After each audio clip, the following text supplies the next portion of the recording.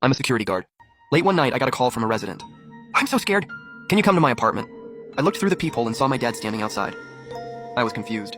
Isn't your dad at the door? What are you scared of? But there's already one inside my apartment. How can there be another one outside? I paused. Thought she was joking. I'm telling the truth. The dad inside is drunk and asleep. I'm scared he'll hit me, so I'm afraid to wake him up. I knew something was wrong. I grabbed my baton and went to her door. I saw a man banging on the door looking frantic. Stop knocking.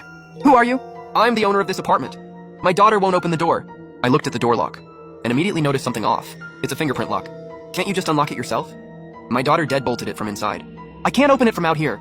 The woman inside heard the noise and asked timidly, Security guard? Is that you? Lanlin, what's going on? Why did you deadbolt the door? And call security? Lanlin didn't answer the man's accusation. I knew she was scared. Lanlin, is the dad inside awake yet? No, he's snoring in the bedroom. The man outside looked baffled. What do you mean? There's another me inside? Yeah, another you is sleeping in the bedroom. Don't say that. The company had us work late tonight. I texted you about it. How could I have gotten home early? Lanlin inside seemed unsure too, so she didn't argue. Seeing this, the man quickly took out his phone, held the screen up to the peephole. I ordered delivery for you. It was a burger and fries, right? No. Dad brought home a burger and fries. He said he ran into the delivery guy downstairs, so he just brought it up. No way, I've been at the office all night. How could I have come home to get delivery? The man's face was bright red. He was clearly upset. He didn't seem like he was lying. Lanlin, do you remember what time your dad got home? 7 o'clock, I remember clearly. I was watching TV, and Dad came back drunk. He told me to turn off the TV, because he didn't want me watching it. That's not right. I ordered the food at 6. The burger place is just outside the neighborhood.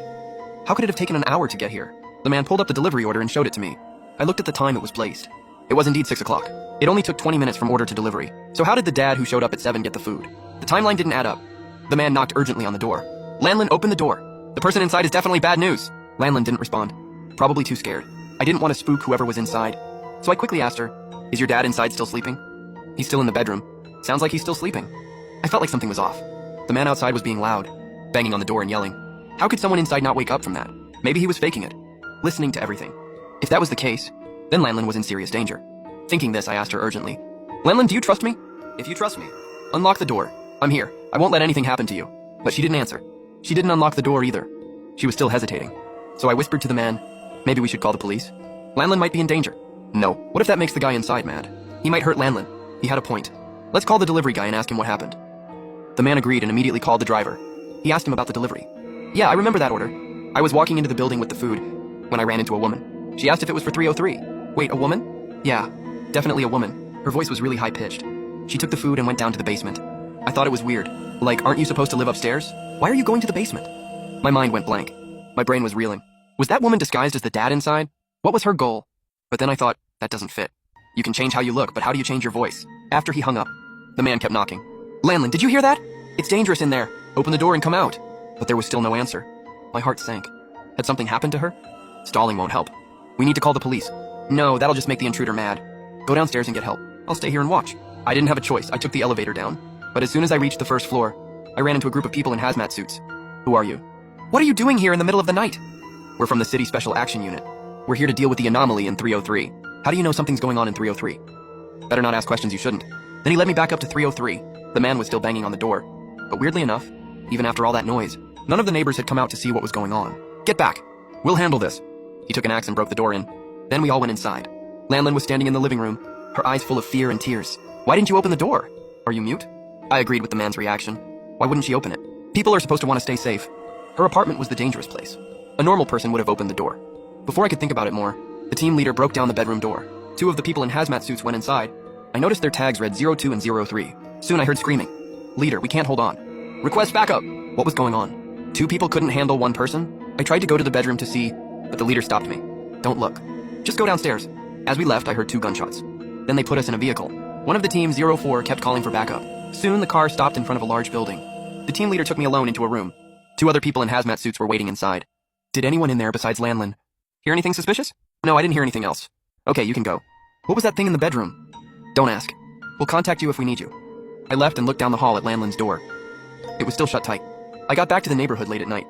I kept patrolling with my heavy-duty flashlight. The walkie-talkie crackled with our manager's voice. Chen Jie, a resident, reported a strange noise in the basement. Go check it out. Then I remembered what the delivery driver said, that a woman took the food, and that she went to the basement after. Could that be where the noise was coming from? I scared myself with that thought. But I didn't want to lose my job, so I forced myself to go down there. Then a metal door creaked open on its own. Who's there? I shone my flashlight. No one. I walked up to the door. It was labeled 303, Landland's basement storage unit. Right then, a dark shape darted out of the room. I was so startled I fell on the ground. When I came to my senses, the dark shape was gone. All that was left in the storage room was an old sewing machine. I closed the door, wanting to leave. But then I saw a woman standing down the hall, her back to me. "Who are you?" She saw that I noticed her, and ran down to the second basement level. I chased her. My walkie-talkie crackled again. My colleague, Lao Liu. "Chenji, where are you? I don't see you down in the basement." The moment I was distracted, she was gone. I had to go back to the first basement level, but where she had been standing, I saw handprints all over the wall. I went back up to Landland's door and knocked. No answer. Weren't they back yet? While I was wondering, the walkie-talkie went off again. "Chenji, get over here. A resident lost their kid." Lao Liu's voice sounded strange. I snapped out of it and rushed to the security office. Back in the office, Lao Liu was looking at security footage. I looked at the woman standing next to him. She was tall and thin. She asked me slowly, "Sir, have you seen my daughter? Her name is Landland." My heart stopped when I heard the name. "Another Landland?" She took out a photo to show me. "This is my daughter." I looked nervously at the photo and let out a long breath. They were two different people. But then I noticed something weird. The photo was strange. Her face wasn't very clear. There were weird specks of light and white lines across it. I pointed at the photo, about to ask, when Lao Liu suddenly said, "I think I saw your daughter on camera." She went into the building. "Looks like she went home." The woman glanced at the monitor and said something strange. "Security isn't bad." Before I could ask her what she meant, she was gone. Lao Liu called her a nutcase and went to the bathroom. I sat in my chair and scrolled through videos. I found a really weird one. The footage was grainy. It was tagged at the neighborhood next door. The title was just 2 words: weirdness. It was posted by the City Special Action Unit. In the video, someone was filming their neighbor across the way. The neighbor's face was twisted and deformed, really creepy. Then the video started showing specks and white lines. I remembered the photo from earlier. My gut told me this video was connected to all the strange things happening tonight. "What are you doing?" Lao Liu appeared behind me suddenly. I jumped. "You're back quick." Went fast today. Something felt off. Lao Liu was famous for dragging things out. He usually wouldn't be back for at least half an hour. What was different today? I was going to ask him about the woman earlier, but before I could say anything, my phone rang. "This is Landland." Can you come to my building right now? "I have something to give you. When did you and your dad get back? I didn't see you come into the neighborhood." She didn't answer. I checked the time. 10 o'clock. "Are you alone?" I asked, worried. "Yeah, I'm so scared." "Please come, okay? Wait there, I'll be right there." I was about to head out when Lao Liu grabbed my arm. "Chenji, let me come with you." I was on edge too, so I just nodded. As we walked, I started to think. The call just now was weird. Then it hit me. A chill went down my spine.